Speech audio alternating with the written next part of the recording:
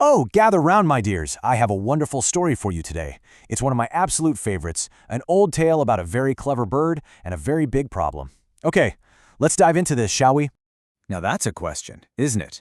How does a little bird solve a problem that seems, well, impossible?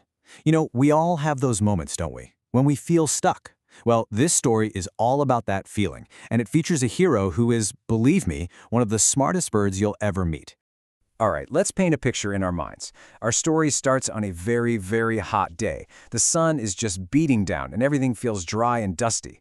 Our little hero is on a mission, and it's not just a small one. Oh no, this is about survival. So there he is, our hero, a crow, flying and flying under that bright, glaring sun. The ground beneath him is all cracked and hot to the touch. He's so thirsty his throat feels like sandpaper. Can you imagine?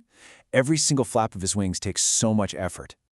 And oh my goodness, things are getting very serious now. He's just so tired he can barely fly anymore. It really looks like this might be the end for our poor friend.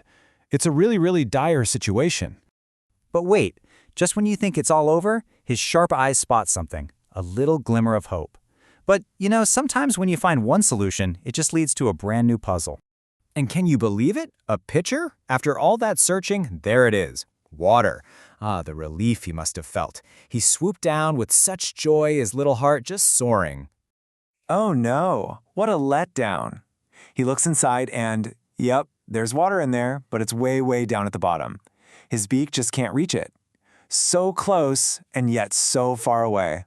Can you imagine how frustrating that would be? So what's his first move? Well, he does what a lot of us might try first when we're frustrated. He decides to use a bit of muscle.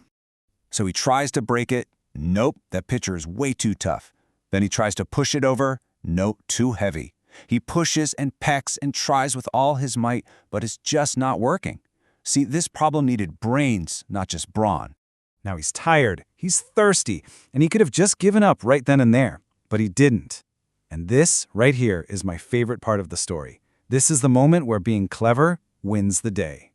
So what does he do? He just stops. He stops trying to force it. He takes a breath. And he just looks around. Sometimes the most important thing you can do is just pause for a second. And that's when he notices them, little pebbles, just sitting there on the hot, dusty ground. Now you or I might just see rocks, but our clever crow, he sees a solution. A brilliant idea starts sparking in his mind. And what a plan it is. It's not about doing one giant thing. It's about a lot of little smart things. He carefully picks up one little pebble, hops over, and drops it in. You can almost hear the little plink. Then he gets another one, plunk, and another. And with every single pebble he drops in, the water comes up just a little bit higher. He just keeps going, patient as can be, one pebble after another. And then, there it is. The water is all the way up to the top. He can finally reach it. His wonderfully clever plan actually worked. So our crow got his drink of water, which is wonderful, but the story isn't really over, because every good story has a lesson, and this one has a really great one. He drank and he drank until he couldn't drink anymore. He was so happy. And then, feeling strong and smart, he flew off, ready for his next adventure. And that's the heart of it, isn't it?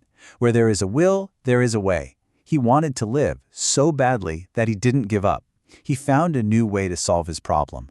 That strong will is what turned those little pebbles into a lifesaver. So that leaves me with a little question for you. We all have our own pitchers, don't we? Those big problems that seem just out of our reach. So, what's your pitcher? And maybe, just maybe, what are the little pebbles all around you that you could use to solve it? It's something to think about, isn't it?